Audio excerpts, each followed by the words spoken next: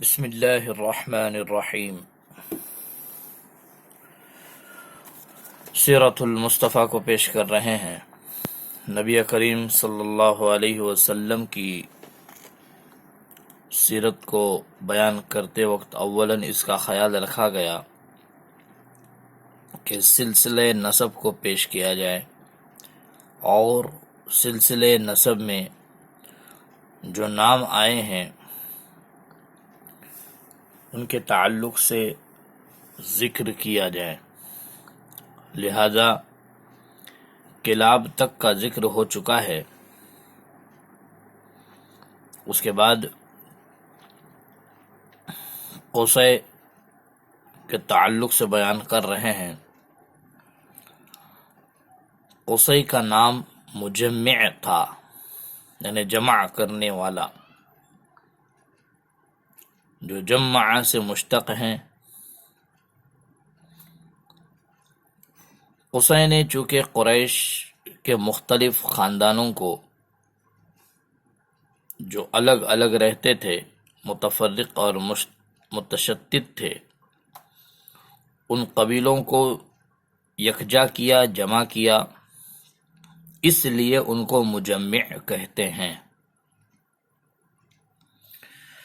اولاً قریش جدا جدا رہتے تھے، الگ الگ رہتے تھے، متفرق رہتے تھے، ایک جگہ آباد نہ تھے۔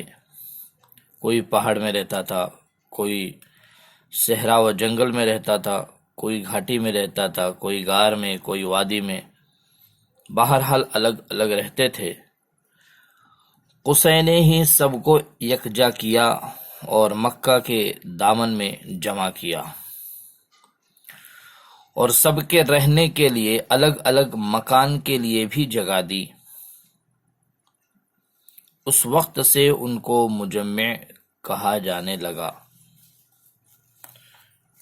شاعر کا شعر نقل کیا ہے۔ شاعر کہتا ہے: ابوکم قصی کان یدعى مجمعا به جمع اللہ القبائل من فہر۔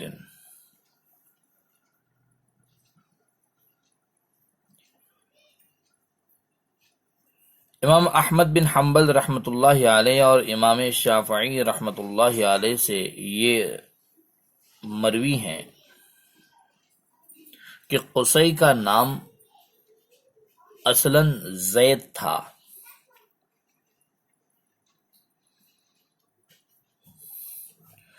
قصی بڑے حکیم اور دانا انسان تھے۔ ان کے کلمات حکمت میں سے یوں نقل کیا گیا ہے: جو لئیم اور کمینے کا اکرام کرے، وہ بھی اس کے کمینے پن میں شریک ہیں، اور جو اپنے مرتبے سے زیادہ طلب کرے، وہ مستحق کے محرومی ہے۔ اور مرتے وقت انہوں نے اپنے بیٹوں کو یہ نصیحت بھی کی تھی: اجتنبوا الخمر فإنها تصلح الابدان وتفسد الاذہان۔ بیٹوں کو مرتے وقت یہ نصیحت کی تھی کہ شراب سے بچے رہنا، اس لیے کہ وہ بدن کو تو درست رکھتی ہے، لیکن انسانوں کے ذہنوں کو خراب کر دینے والی چیز ہے۔ ملک عرب میں قصی کو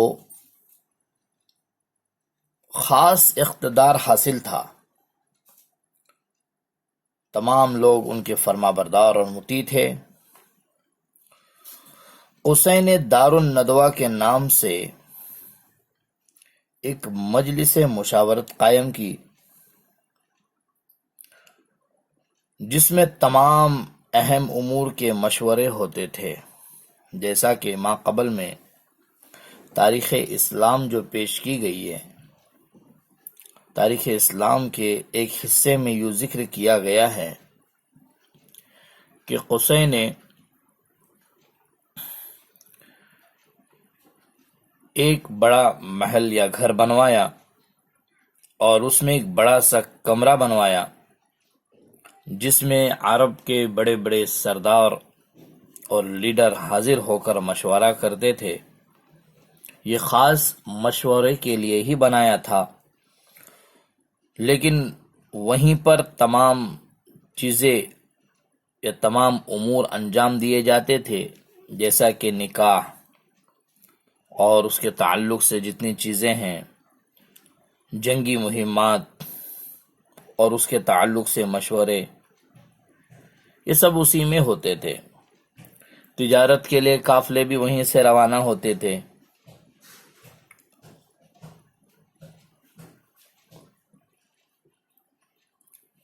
سفر سے جب واپس آتے تو اولاً دار الندوہ میں آ کر اترتے۔ گویا کہ دار الندوہ عرب کا باب حکومت، یعنی یوں کہا جائے کہ پارلیمنٹ رہا ہے، اور وہیں سے حکومت کے تمام امور انجام دیے جاتے تھے۔ اسی طریقے سے حجابت، سقایت اور رفادت اور ندوہ اور لواء صرف اسے ان تمام مناصب کے منتہا اور تنہا علم بردار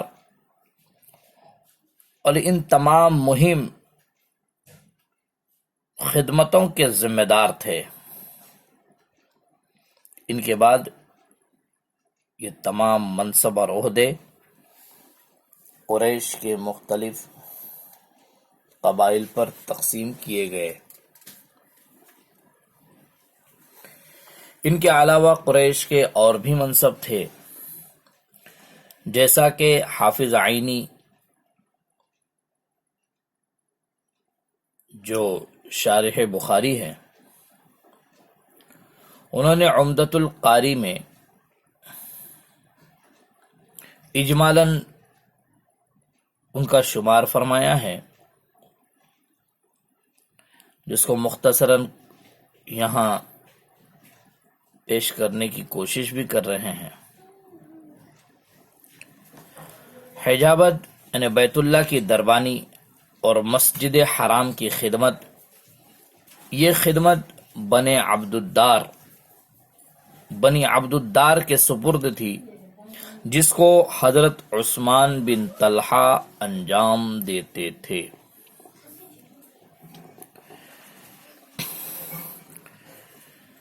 سقایت یعنی پانی پلانا، حجاج اکرام کو زمزم کا پانی پلانا، یہ خدمت بنو ہاشم کے سپرد تھی۔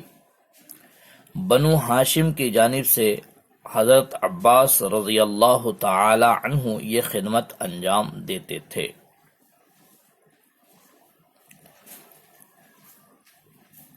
رفادت، فقراء اور مساکین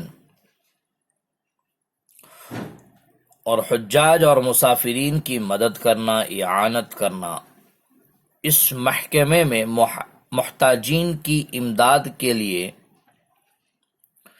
کچھ رقم جو چندے سے حاصل کی جاتی تھی جمع رہتی تھی۔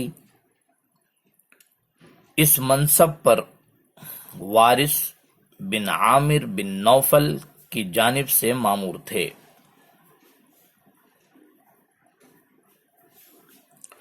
عمارت، مسجد حرام اور بیت اللہ کی حفاظت، تعمیر اور مرمت، حضرت عباس بن ہاشم کی جانب سے حضرت عباس رضی اللہ تعالیٰ عنہ بنی ہاشم کی جانب سے اس خدمت کو انجام دیتے تھے۔ سفارت، دو فریق کا کسی معاملے میں مراسلت کرنا، بھیجنا یا خط و خطابت کا بھیجنا وغیرہ۔ یہ خدمت بنی عادی میں سے عمر ابن الخطاب رضی اللہ تعالی عنہ کے سپرد تھی۔ ندوہ یعنی کہ مشورہ، بنی اسد میں سے یزید ابن زمعہ ابن اسود مجلس شورا کے امیر تھے۔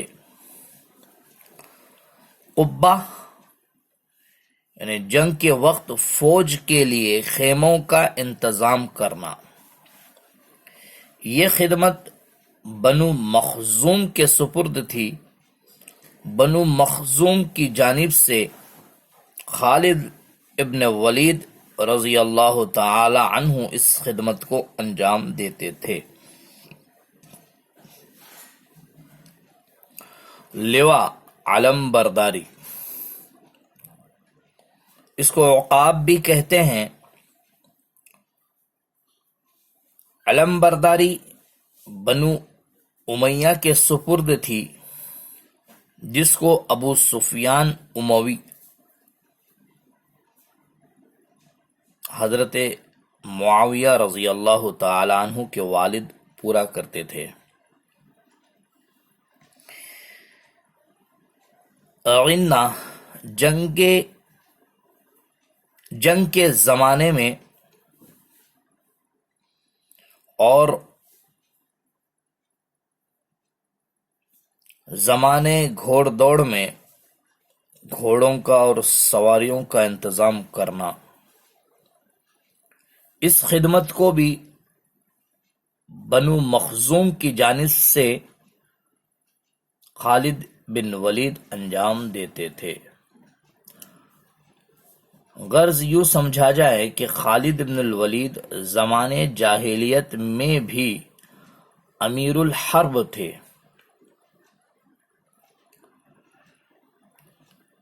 اور آپ صلی اللہ علیہ وسلم کی حدیث خیارکم فی الجاہلیت خیارکم فی الاسلام کے پورے مصداق تھے۔ اشناق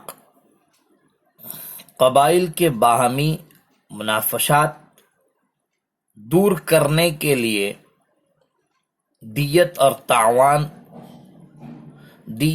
تاوان کا ادا کرنا، اور جس شخص میں دیت اور تاوان دینے کی قدرت نہ ہو اس کی مدد کرنا، یہ خدمت بنی تمیم میں سے حضرت ابو بکر صدیق رضی اللہ تعالی عنہ کے سپرد تھی۔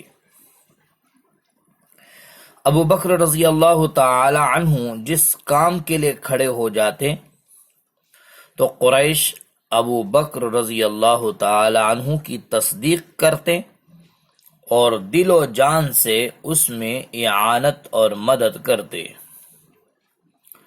ابو بکر صدیق رضی اللہ تعالی عنہ کے علاوہ اگر کوئی اور کھڑا ہوتا تو پھر قریش اس کی تصدیق نہیں کرتے تھے۔ اموال مہجرہ،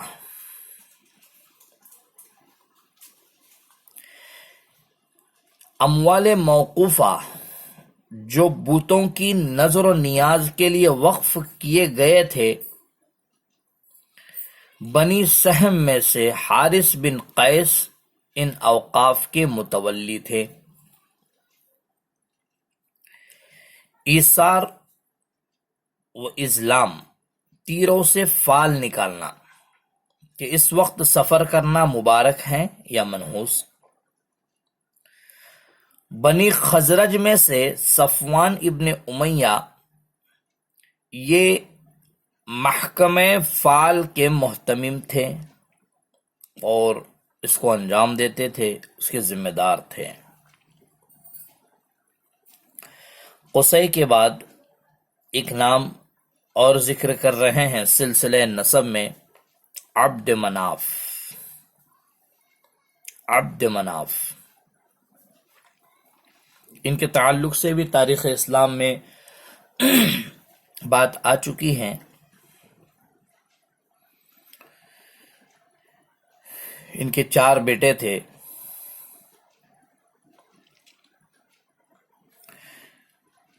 وہاں ملاحظہ فرمائیں۔